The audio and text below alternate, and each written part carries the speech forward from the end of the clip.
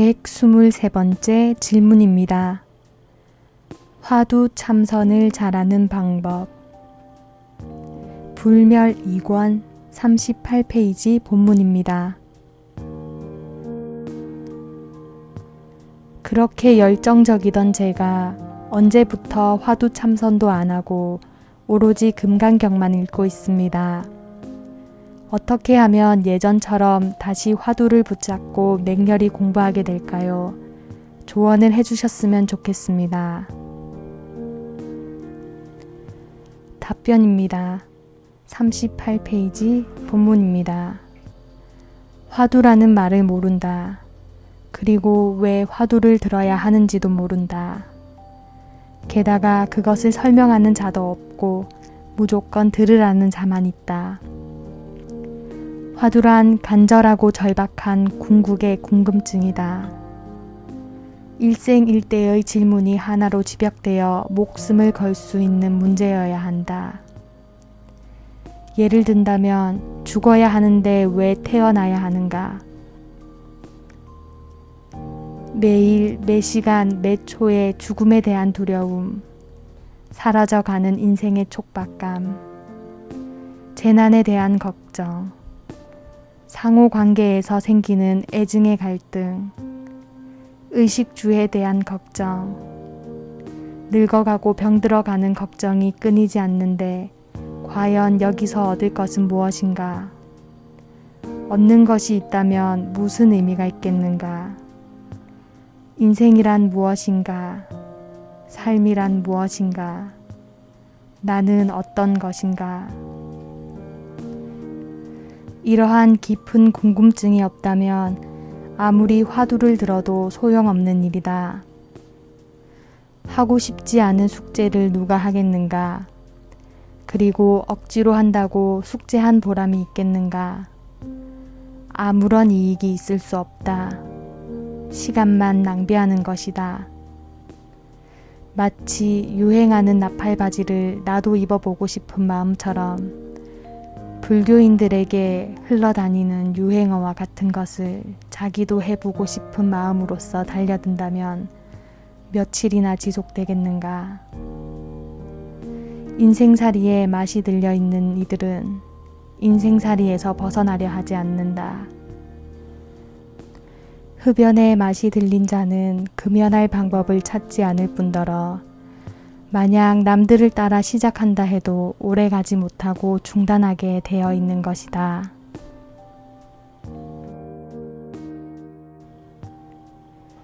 질문입니다. 세계는 지금 고통으로 몸부림치고 있습니다. 많은 재산을 가진 사람이라도 항상 마음이 불안하고 가난한 사람들은 언제나 배고파하며 자기 신세 타령을 하며 술을 마시고 스스로를 망쳐가고 있으며 젊은 사람들은 퇴폐적인 문화를 받아들여 색에 너무 집착하는 모습을 보이고 있으며 늙으신 노부, 노모들은 세월에 무뎌진 육신의 고통에 하루하루 신세 한탄을 하면서 죽을 날만 기다리고 있습니다. 이런 분들에게 제가 조금이나마 도움이 되어 불제자의 길로 제도하고 부처님의 길로 이끌 수만 있다면 저는 죽어도 여한이 없습니다. 제 생은 이제 30살, 인생의 절반을 살았습니다. 남은 인생을 허비하기 싫습니다. 저는 어떻게 해야 좋겠습니까?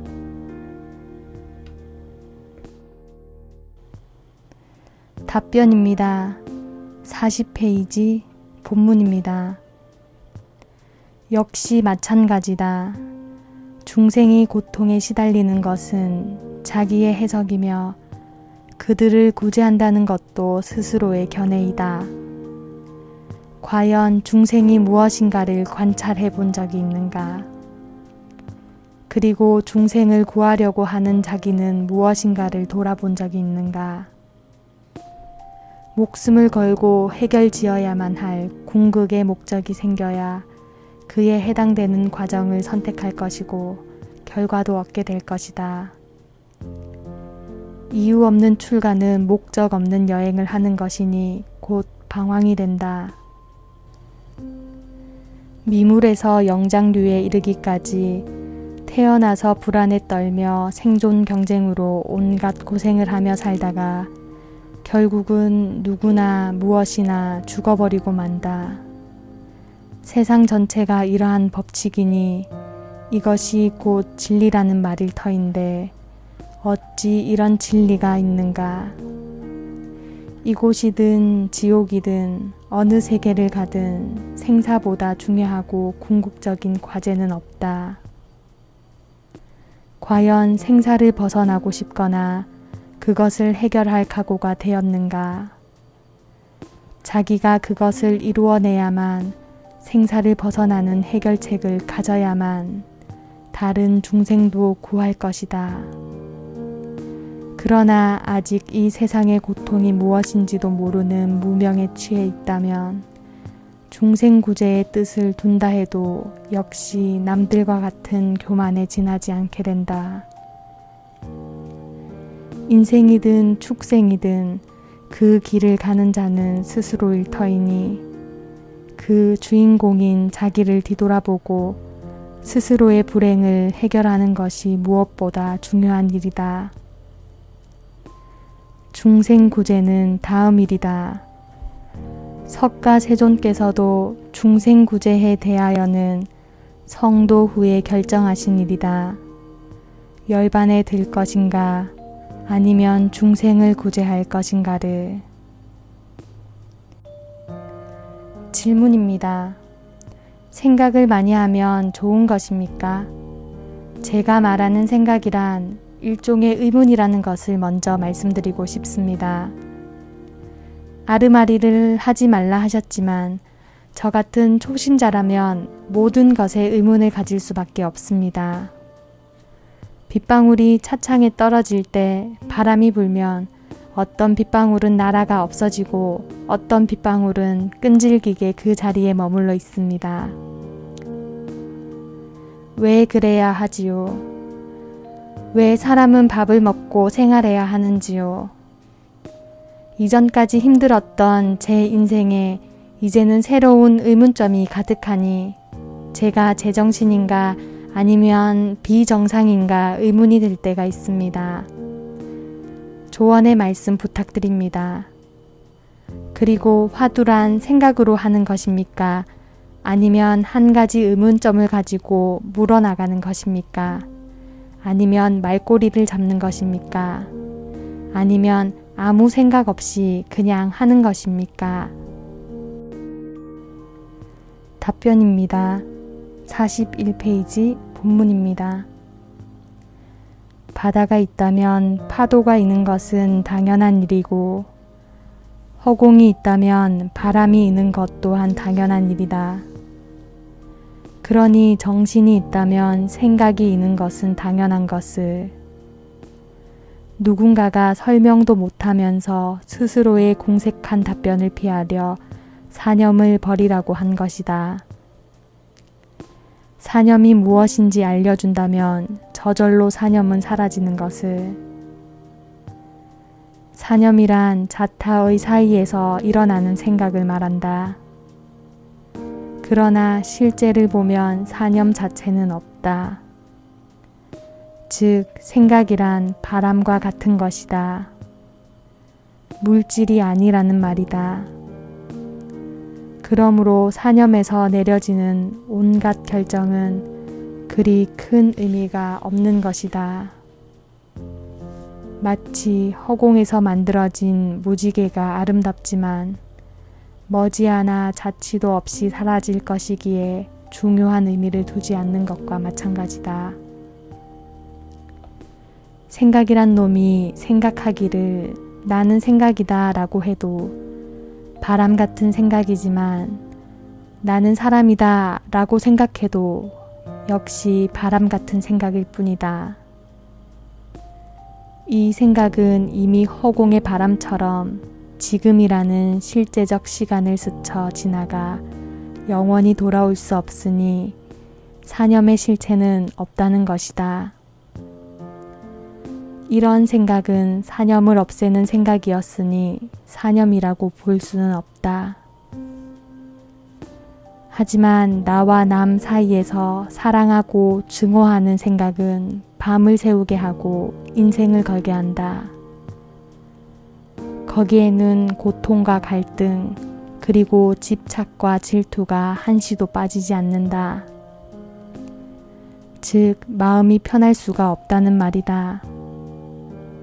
그리고 그런 고통을 마치 즐거운 일인 양 생각하는 어리석음에 의하여 내 생의 팔자가 결정지어지니 사념이라고 하지 않을 수 없다. 자기는 남을 바라보는 존재다. 남이 검은색이라면 자기는 흰색이어야 남을 바라볼 수 있다. 남이 흰색이라면 그것을 바라보는 나는 검은색이 되어야 한다. 그러므로 남이 있다고 느낀다면 자기는 이미 허공과 같은 감각일 뿐임을 깨달아야 한다. 왜냐하면 남의 색을 보는 나의 시력에는 본래 색이 없기에 색을 볼 수 있기 때문이다. 역시 남의 소리를 듣는 나의 청력에는 본래 소리가 없기에 세상의 소리를 들을 수 있는 것이다. 그러므로 세상을 느끼는 나는 투명한 감각 능력이라는 것을 깨달아야 한다.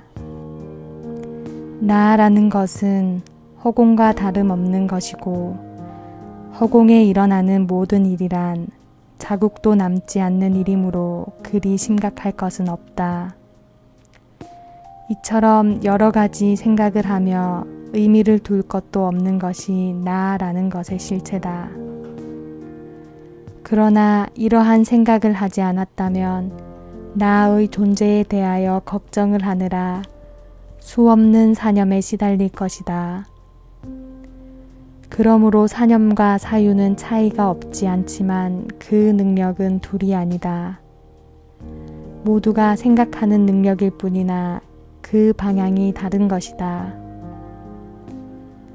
그리고 남이란 육진으로 이루어진 것이다. 만약 남을 마음이라고 본다면 남은 없는 것이다. 마음이란 그 실체가 없기 때문이다. 그러나 감각의 앞에 있는 것을 남이라고 생각한다면 그 대상은 육진일 수밖에 없다. 중생이 무엇을 가장 먼저 사랑하는가? 제일 먼저 느껴지는 것은 모습이고 그 모습이란 곧 색깔이다. 그러나 색의 실체는 없다. 눈이 없다면 존재할 수 없는 것이 색깔이며 육진이다.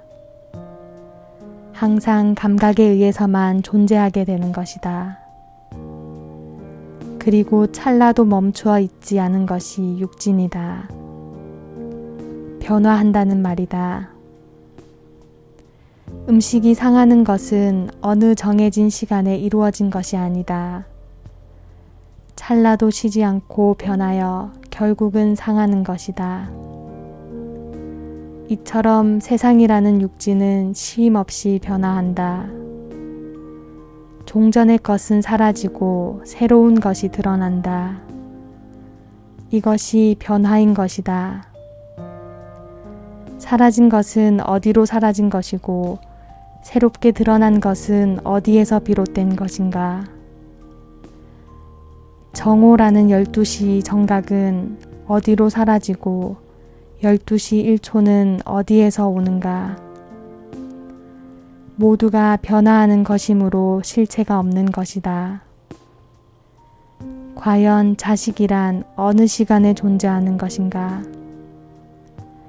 태아일 때가 자식인가? 유아일 때가 자식인가? 아니면 소년일 때가 자식인가? 끊임없이 변하는 자식의 실체가 없듯 일체의 육지는 실체가 없다. 구하려고 했던 것은 잠시 후면 다른 것이 되어버린다. 그러므로 고정된 것을 가질 수는 없다. 그러나 중생들은 마치 고정된 것이 있는 양 생각하여 훔치고 뺏는 일에 목숨과 영혼을 건다. 이제 남에 대하여도 사념을 둘 필요가 없게 된다. 그러므로 사념은 저절로 잦아들게 되고 평온이 찾아오는 것이다. 생각의 휴식이 찾아오는 것이다. 생각, 나, 남, 이 모두 다 해결되었다. 수천억 만겁 동안 쉬지 못했던 생각의 노고를. 이런 말을 듣지 않고 스스로 생각을 한다면 모두가 사념이다. 물방울이든 차의 유리든 이런 생각이든 저런 생각이든 모든 것에 실체가 없는 것을 모르고 생각한다면 이 생각은 곧 지옥을 약속하는 것이다. 생각 자체를 먼저 보지 못했기 때문에 머리통이 깨지는 일이 있어도 해결될 수 없는 것이다. 근본이 이미 어리석은 상태인데 아무리 노력을 한들 무엇하는가. 단지 고통스러워질 뿐이니 이것이 곧 지옥의 삶이 되는 것이다.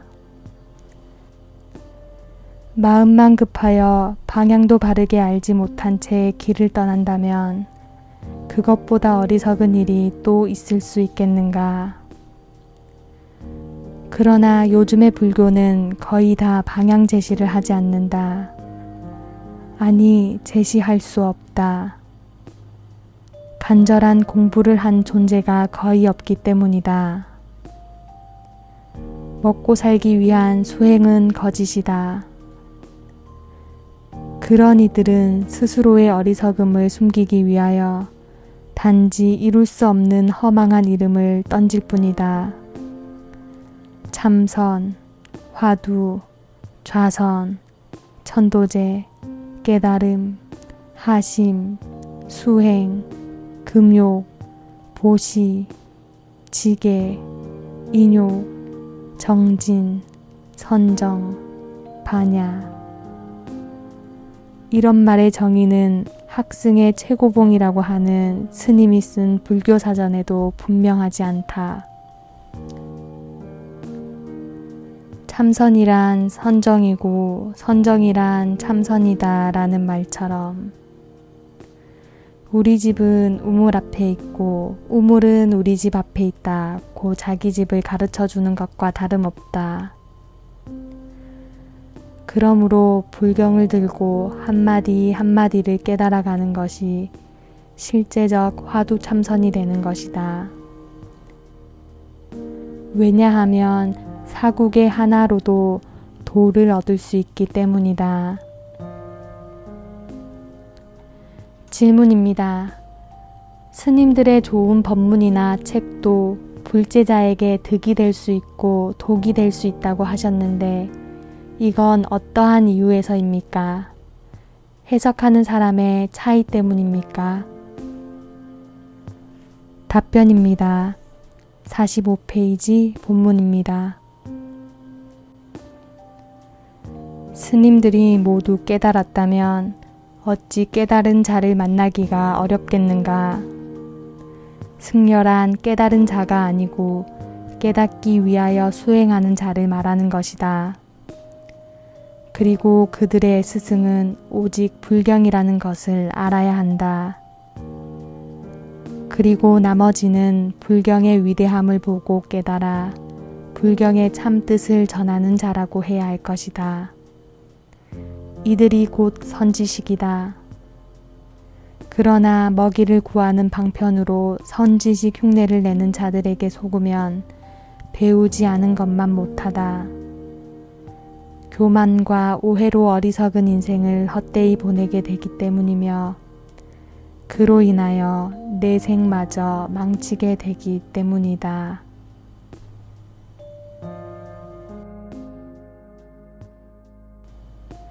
질문입니다. 화두를 머리로 하지 말고 가슴으로 하라고 하셨는데 이 말의 뜻은 마음으로 하라는 것입니까? 이 마음도 결국 생각에서 나오는 것 아닙니까? 답변입니다. 46페이지 본문입니다. 어리석은 소리다. 마음도 없고 머리도 없다. 단지 그 뜻을 헤아린다면 간절하게 해야 한다는 말일 것이다. 해도 되고 안 해도 되는 것을 한다면 머리로 하는 것이 될 터이고, 안 할 수 없는 것을 최선을 다해 진지하게 한다면 가슴으로 하는 것이라는 의미일 것이다. 질문입니다. 왜 불가에서는 몸이 아픈 환자가 출가하는 것을 금기로 삼고 못하게 하는 것입니까? 그 연유를 알고 싶습니다. 모든 중생들은 부처님 앞에서 모두가 평등하며 제자가 될 권리가 있습니다. 정상인과 비정상인, 그리고 환자를 굳이 나누는 이유가 무엇인지 알고 싶습니다. 답변입니다. 46페이지 본문입니다. 그렇게 분별 짓는 곳이라면 가지도 말고 그들의 가르침은 배우지도 말아야 하겠지만, 태어날 때부터 장님이나 귀머거리라면 깨닫기 힘든 것은 사실이다. 오관이 멀쩡해도 깨닫기 어려운 것을 보면 이해가 갈 것이다. 그러나 소승에게는 깨달은 승려가 보이지 않으니 건강한 자만을 뽑는다는 것은 단지 세상을 초월한 위대한 승려들의 건전한 세력 다툼으로 폭력이 오가는 때 써먹으려고 하는 것이 아닌가 하는 생각이 들 뿐이다. 속지 말아야 하는데 중생이 모두 먹고 사는 일에만 빠져 무엇이 속이는지 무엇이 부처인지를 알려고도 하지 않고 껍데기만을 쫓아가니